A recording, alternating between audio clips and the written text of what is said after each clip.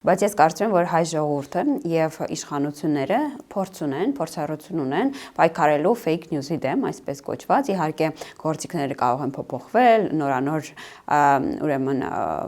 գործիքներ կիրառվել, ինչպես արհեստական բանակցության մասնակցությամբ, գիտեք, deepfake-երի,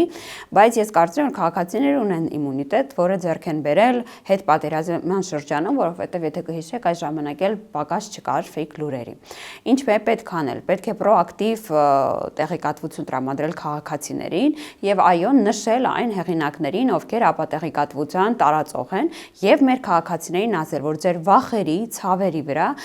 նրանք փորձում են քաղաքական կապիտալ ձեռք բերեն, այսինքն լայքերի մուրացկաներ են եւ այս առումով ակտիվ քարոզ տանել ոչ միայն ապատեղեկատվության դեմ, այլ նաեւ այն անձանց, ովքեր դա ակտիվ տարածում են։ Իհարկե դուք գիտեք, որ մենք նաեւ մի քանի օրենսդրական փոփոխություններով հանդես եկանք,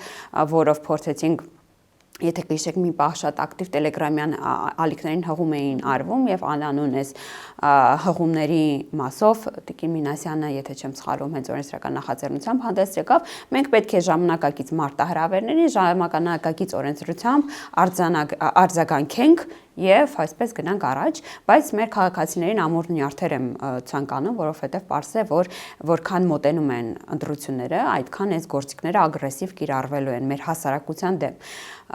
Բայց ինչպես արդեն ասացի, իմունիտետ ունենք, պայքարելու ձևերը գիտենք։